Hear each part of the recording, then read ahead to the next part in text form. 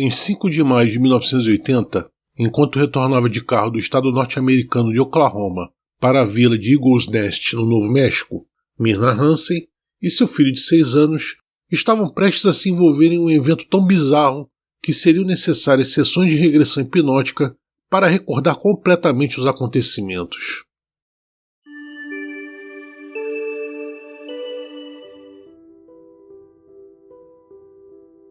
Durante o caminho, ao se aproximarem da pequena cidade de Cimarron, no Kansas, Myrna Hansen avistou vários UFOs em um campo próximo. Ela e o filho olharam horrorizados, já que uma dessas naves pegou uma vaca que estava pastando no campo e a levantou em sua direção por meio de uma espécie de raio-trator. A próxima coisa que mãe e filho se lembram foi que os UFOs haviam desaparecido. Uma terapia de regressão, entretanto, revelaria a linha do tempo dos acontecimentos daquela noite. Um dos UFOs aparentemente voltou sua atenção para o veículo de Myrna. Pouco depois, ela e o filho foram levados a bordo de uma das naves, de maneira semelhante à da vaca. A descrição que ela daria de seus abdutores correspondia à dos alienígenas cinzentos ou greys. Os abduzidos foram então despidos e submetidos a vários exames e procedimentos. Tudo isso realizado de maneira fria e clínica. Em seguida, intencionalmente ou não, cada um testemunhou a vaca capturada anteriormente sendo cortada. Embora ela não tenha entrado em detalhes, Myrna se lembraria de um de seus abdutores dizendo a ela que isso tinha que ser feito. Myrna também se lembraria da presença de um homem alto que tinha uma cor amarelada, lhe afirmando que a sua abdução foi um erro e não deveria ter acontecido. Ele estava vestido com trajes semelhantes aos de um padre ou dos primeiros peregrinos ingleses que colonizaram os Estados Unidos. Durante esse período, a nave pousou no deserto do Novo México. Myrna e seu filho foram conduzidos a um elevador escondido e transportados para uma cidade base de operações em algum lugar dentro das vastas cadeias montanhosas da região. Ela rapidamente examinou os arredores, notando mais alienígenas cinzentos trabalhando ativamente em várias estações dentro da base. O que a chocou, porém, foi a presença de humanos trabalhando ao lado dessas criaturas alienígenas. Foi enquanto ela observava essas atividades que seu filho se separou dela. Qualquer compostura que ela conseguiu manter até esse momento foi deixada de lado. Entrando em pânico, ela fugiu de seus abdutores, gritando o nome do seu filho.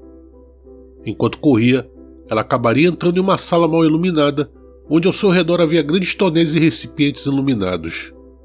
Sentindo que estava prestes a testemunhar algo além da compreensão, ela espiou dentro de um dos tonéis.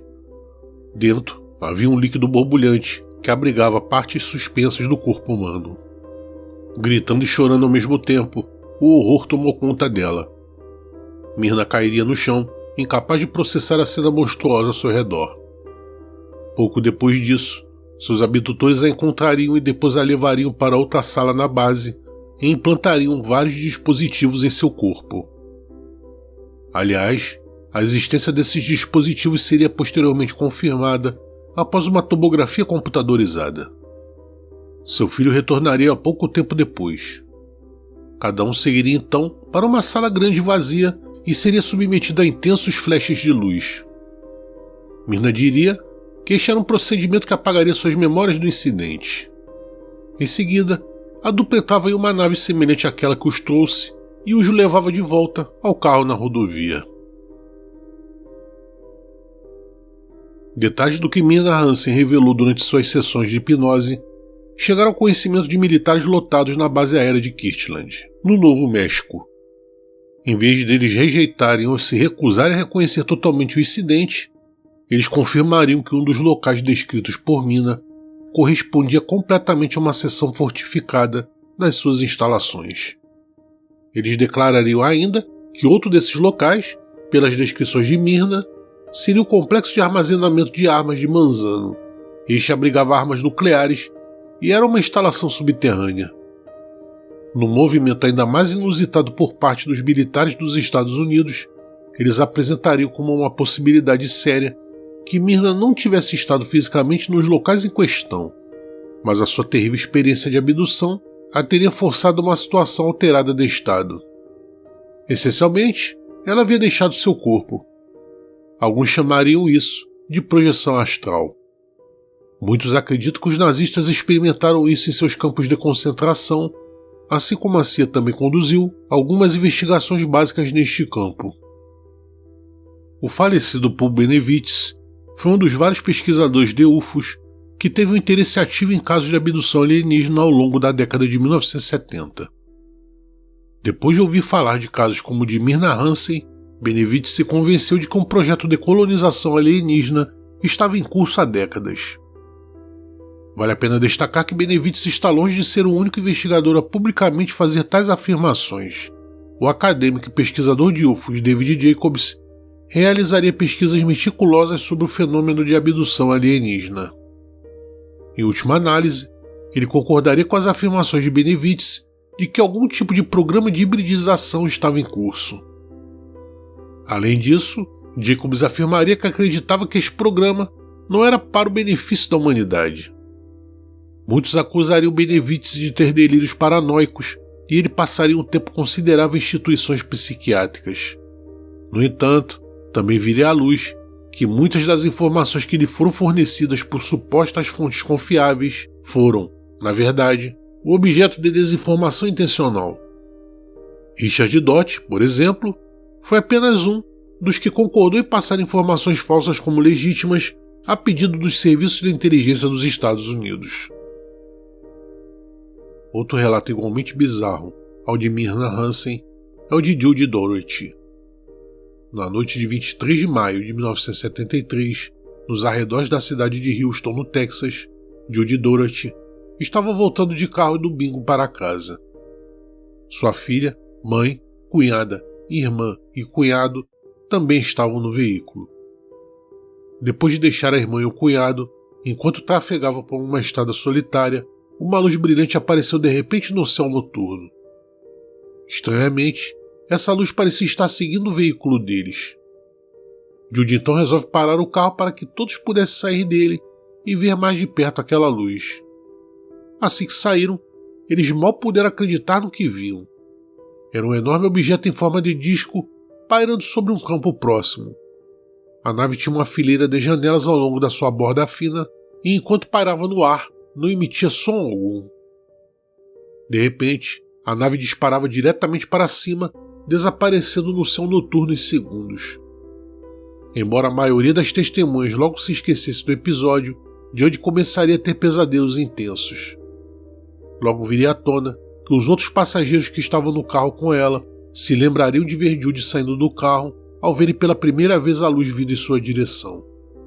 Ela então entraria de volta e ligaria o veículo. A regressão de Judy Dougherty ocorreu apenas 2 meses antes do incidente com Myrna Hansen. Seu hipnólogo a levaria de volta ao momento em que ela saiu do carro. Judy descreveria um holofote brilhando de cima sobre o seu carro e que tinha algo nele. Embora ela não conseguisse entender o que era, um pequeno animal lutava contra aquela luz. Ele estava se contorcendo e tentando se libertar enquanto subia. Judy acabaria afirmando que o pequeno animal era um bezerro jovem. Ela descreveria detalhadamente como colocaria o bezerro em algum tipo de câmara. Os alienígenas cinzentos então iniciaram alguns procedimentos no bezerro vivo. No momento em que o baixaram ao chão, porém, ele já estava morto. Os cinzentos inseriam tubos e sondas em partes específicas da carcaça antes do início da dissecção. Judy diria como os pensamentos dos alienígenas entrariam em sua mente. Eles continuaram a trabalhar com absoluta precisão e entusiasmo. As palavras "isso tem que ser feito imediatamente" vieram à sua mente. Assim como "isso tinha que ser feito e era para a melhoria da humanidade". Judy também se lembrava de ter visto a própria filha em cima de uma mesa de operação. Ao seu redor, alienígenas cinzentos realizaram vários exames. Apesar dos seus protestos sobre os procedimentos, eles não ouvem, apenas me ignoram. Ela continuaria afirmando que eles não parecem ter nenhuma emoção. A próxima coisa que Judy percebeu foi voltar para dentro do carro e ir embora, com a luz brilhante os seguindo. Aliás, vários anos depois, quando a filha de Judy, Cindy, passou por uma regressão hipnótica, ela confirmou os detalhes fornecidos pela mãe. Um detalhe particularmente peculiar das sessões com Judy foi a noção de que ela estava na nave e ao mesmo tempo parada ao lado do carro. Assim como sugerido pelos militares no caso de Myrna Hansen, será que Judy deixou seu corpo físico e viu os eventos no UFO através da projeção astral? Ou sua alegação de estar em dois lugares ao mesmo tempo foi devido a algum tipo de tecnologia alienígena? E poderia ter sido esse o caso de Myrna Hansen?